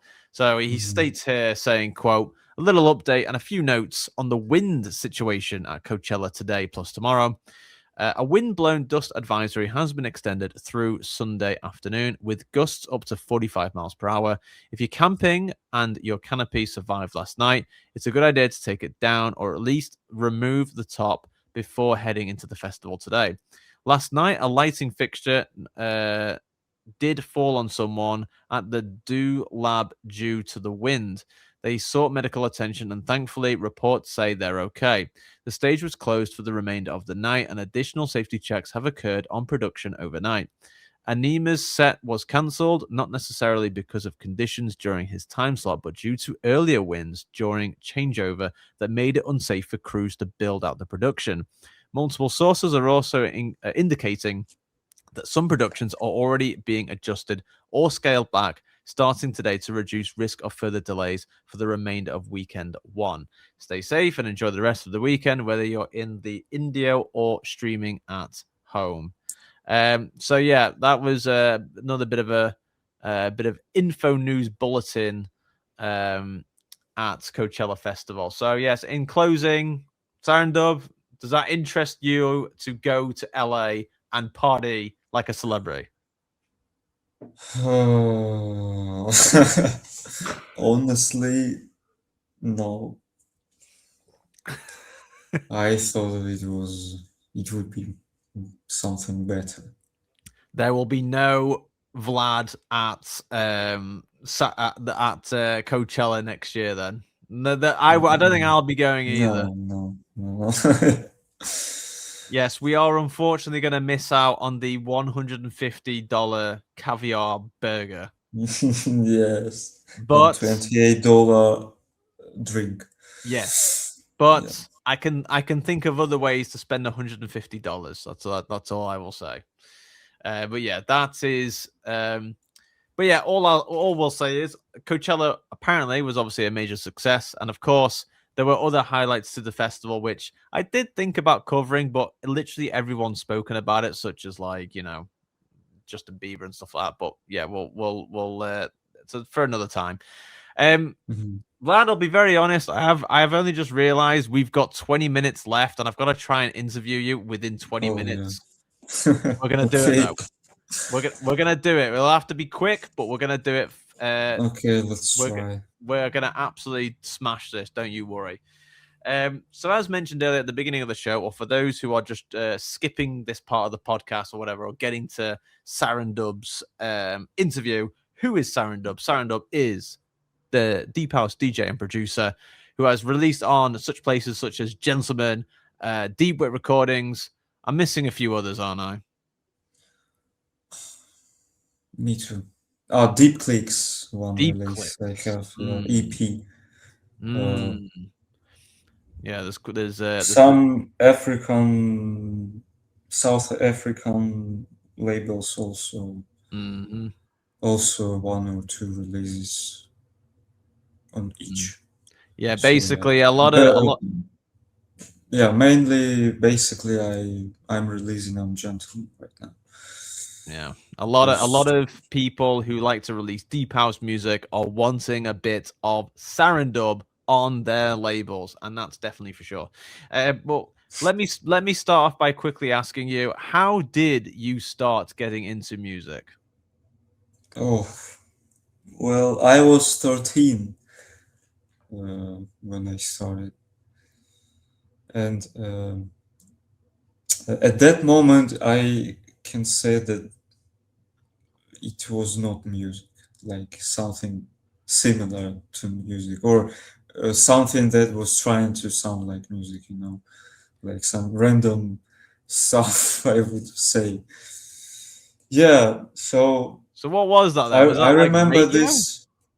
Was that like a radio, like were you making special effects or something, or you said it was close to I music? downloaded FL Studio like 12 or yeah, I guess it was 12. 12? Or maybe 10 even. I don't remember. Dear God, I was not doing that at 12 years old. That's all I'll say. No, I mean the version of FL Studio. FL Studio 12. yeah, but at 13 years old, yeah. I was just playing the PS2. Yeah, it was like 10 years ago. 2016, yes. That is quite incredible. Yeah, and it had its own library of samples, and I was just seeking through them, and I was putting like in playlists what was sounding cool, in my opinion, at that moment. Yeah, they could still be cool. No, no, you don't think so? You believe me, you don't want to hear this, and maybe no one would hear it. Just for your ears only, eh? Yes. Well, speaking of your early starts, what would you say are some of your like really early influences into the sound of Sarandub? I would definitely say Alvaro Highlander, who is deeply, yeah. And then Adex, who is passed away recently. Yes, I know, yeah. Unfortunately, yeah.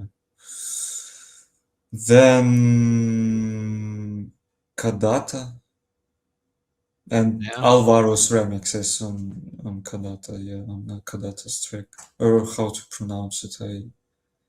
I guess it's right, Kadata. Yes. Better you than me to pronounce it. Okay, Ivan Garci or Garci. Yeah, I think it's Garci. I think it's Garci. I thought same. Yeah, I use Garci. Yeah, same. Ivan Garci. Okay, let's say Ivan Garci. I hope he will not be pissed off after this. Yeah, if it's Garci, yeah, apologies, Ivan, but yeah. Yeah. No, it's funny. It's funny. I know he's now in Spain on Ibiza now, a resident of one hotel, resident DJ. Yes, I know. That's good, and that's very good to hear.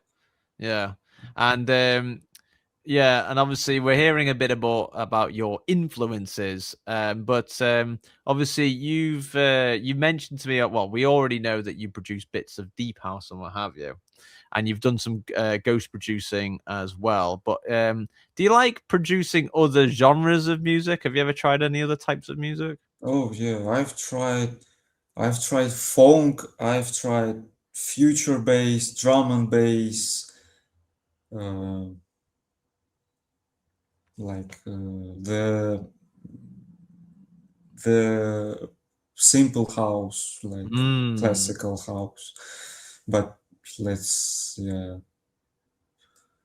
I tried like G house or bass house or something like that, but it was a long time ago, and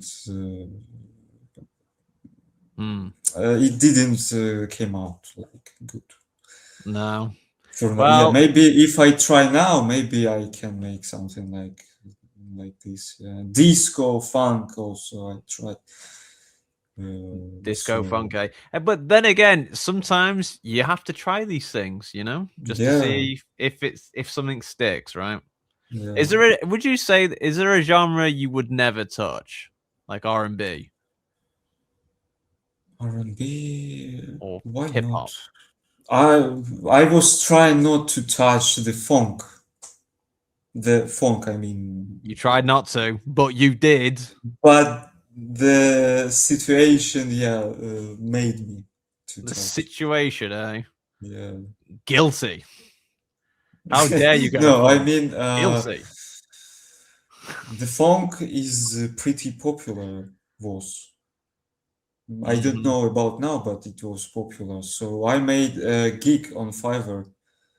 Oh and yeah. Some artists were coming to me and asking to mixing, mastering, ghost producing, and some stuff like this. Yeah.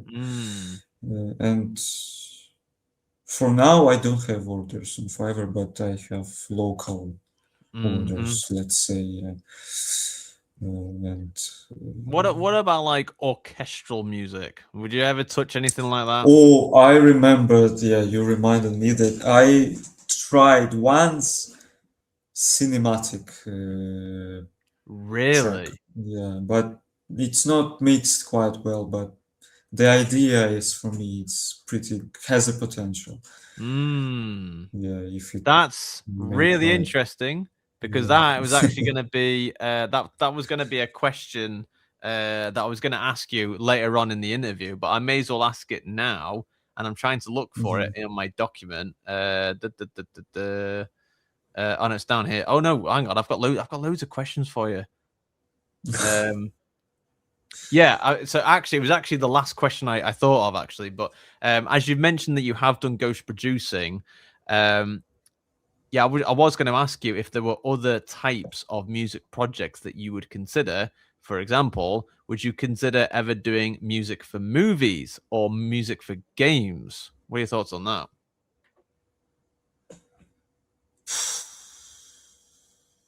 Well, if I get such opportunity, if I have such opportunity, I would I would try at least for movies or games, like if I see that this is some kind of thing that people want.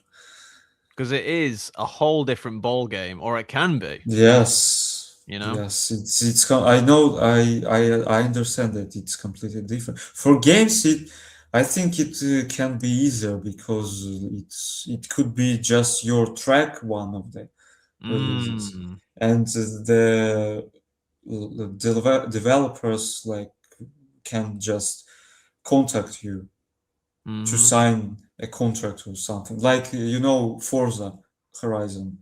Yeah, like hospital records. I guess that they contact the Turn 10 Studios, or Playground Games, contact the hospital records label and sign contracts with yeah, you can imagine that. Yeah, there is that connection as well. Yeah, and maybe it can work as some kind of promotion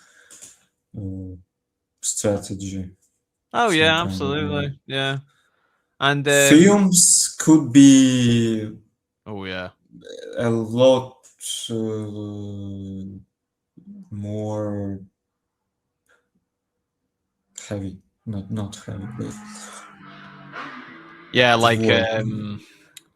yeah, like very emotional. Difficult. I forgot And- difficult. Oh yeah, well, absolutely, it'd be difficult, but of course, it's like trying to gather a lot of emotion into music as well. Oh, Because yes. you know, if something sad is happening in the film, you have to make that music sad to make people cry. You know, To make people cry. Oh yeah, and you mentioned well, no, you didn't mention. Well, you mentioned a few people before. When it comes to like early influences and what have you. And it's not the complete list. It's just the first Oh, ones who appeared in my. I bet there's more. But the question I wanted to ask you was, what artist would you love to support your music? Like, who would you love to see? Say, no, I've got this track from Sarandub. Who would you love to play your music? Don't say me. Like any artist. Any. Maybe Deadmau5. Oh. I know it's I guess it's not possible at all because he's not playing deep house at all. He's electro house, progressive house, and such things. Yeah. So yeah, that's the yeah. I think we're both massive Deadmau5 fans in the house here. So hell yeah. I would definitely say that. Yeah, I definitely agree with that. Have you ever had like a famous interaction with someone in the music industry? Like have you ever met anyone like Deadmau5 or like Alvaro Highlander? Yeah, like have you ever met anyone like that? No. Like you mean personally in life? Yeah. No. No.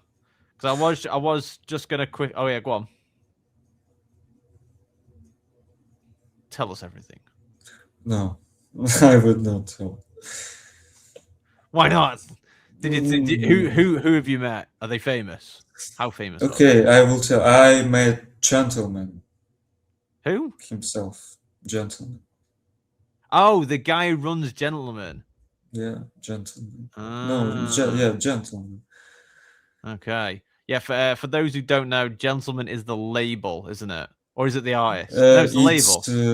It's label and no, he's an artist and he owns the label Gentleman. Right. GNTLM is a label and Gentleman is an artist. Gentleman DJ is on Spotify. Yeah. Yeah, I'm not gonna lie, that's quite confusing because yeah, he's the artist, but he's also the label, but they're both called the same thing. Why not? Yeah. Yes, for me it's no. The label is G, like without the A's or E's, just the hard. Yeah, that's what it is. Yeah, because I'll just quickly mention the one time I was very starstruck was I don't know whether this counts as actually meeting him, but I did sort of meet Deadmau5 once at IMS in Ibiza, but it was on a video call meeting like this, where like people asked if anyone wanted to ask him a question, and I just said yes. And it was like this, like how we're talking. Wow. I don't know whether that counts, but yeah, I guess let's say it counts. Yeah, I mean, I asked him like some random question, but I was shaking when they gave me the microphone. I was shitting myself. I was so nervous, but I would do too. Yeah, I mean, all I'll say is, should it ever happen again, I'm gonna have to call you so I can be like, Vlad, look who it is. I highly doubt it, but you never know. You never know because, like, obviously these people tour around and everything and what have you. Actually, I entered his. I joined his Discord channel recently, and I found his profile in the list of the members, and it was like Dead Mouse himself. Like, wow. Yeah, I'm a big fan of him. Yeah. It's quite funny that even just looking at the account on Discord, when you see it's on, like, especially if they're online as well, you're like, oh Yeah, my god, and it's it's actually yeah, them. Yeah. I feel you there. yeah. Anyone watching or listening who aren't Deadmau5 fans are going to be thinking, who the fuck is this guy? But no, Yeah, many people don't know who is it, and even in my generation. yeah. Yeah, but- it's a funny thing, isn't it? But yeah, we're both like diehard fans of Deadmau5 here, so like, you know. But then the ones who know about the ones who know him, they love him. Oh yeah, As I see. Yeah. Yeah. Well, a lot of people, quite a few people hate him as well, but they've got their reasons Yeah. too, I guess. Yeah. I'm a bit conscious of time, and I hate having to rush this interview, but I've got to quickly fire you some other quick questions for you, Vlad. And this is for those who also like a bit of gaming, like Dave. Dave loves gaming too, but you also have shared a love for gaming. I want to know, what are you playing currently? Currently, so recently in CS2 there was an update where the old map from CSGO came back, Cache. And yeah, it's like post-Soviet map, like the nuke map, Chernobyl. So it's almost Yeah. like it's old, but it's new, of an old Yeah, map. it's old, but it's new with updated textures, like maybe some placement objects. Yeah. So with friends, yeah, we are playing for now CS2. Last week we played Minecraft with mods. Like, it was very fun. And you know that CS:GO map? Would you say? Do you feel nostalgia playing that map again, or does it feel new? You know, I don't really like the CS itself, so I don't feel any emotions during during playing this game. Yeah. No, you just While have to. playing this game. You're just too interested in killing your other people. Yeah, other people, and because my friends can't play other games with me, like Yeah. Battlefield, for example. Oh God. I liked it more than CS. I played 1, 5, 2042, 4, 6 now. Sometimes. Yeah, waiting for Forza Horizon 6. Horizon 6. It's funny, you know, as well, because like I will quickly say I used to love some of the older Battlefields. 3. No, I loved 3 was one, Bad but I loved Company 2. I loved Bad Company 2. I was obsessed with I that. played the campaign in my Yeah. childhood, yeah. Well, I only played a bit of that. I mainly played multiplayer, but then I played Battlefield 3 multiplayer to death. But I've tried to get into Battlefield 6, but at the moment I'm not. Like, I'm trying to, but at the moment, no. Same, but it feels like it's not the same thing. Like, I don't know, to me personally. Yeah. I thought that it was my problem, maybe. No, I Because- think I may be having the same problem. I don't know. No. But maybe they did something wrong with it. Yeah, no, maybe they need more of your music in there. I don't know. Maybe they need Zampella back, but unfortunately he's passed away also. Yeah, see if any of that would work. In the final minutes of the podcast, I can't believe we've got to 2 hours already, but bloody hell, we've absolutely flown through. But in closing, in these final seconds, Sarandub, please tell everyone where they can find your music and your social media accounts. Go. Okay, so you can find me, just type in Google Sarandub. You will find everything. YouTube, Instagram, Beatport, SoundCloud. I don't post on SoundCloud because I did not like the quality back in the days, but maybe I should make it. Okay, so yeah, YouTube, Spotify, Apple Music, everything you can find in Google. Like, yeah, it's free. And Sarandub But my spelled music, no. No. Sarandub spelled Sarandub for those interested. And in post version of this, I'm assuming all the music's coming on right now, but yes, for everything else, please feel free to like and subscribe on our YouTube channel, and of course follow us on Spotify or wherever you get your podcast from, or direct on changingfaces.live on our website. And of course, for any other latest updates, you can find us at Hey Changing Faces on both Instagram and Facebook, and of course at Changing Faces RS on X. Tune in for the next episode, everyone, and yes, for everything else, visit changingfaces.live.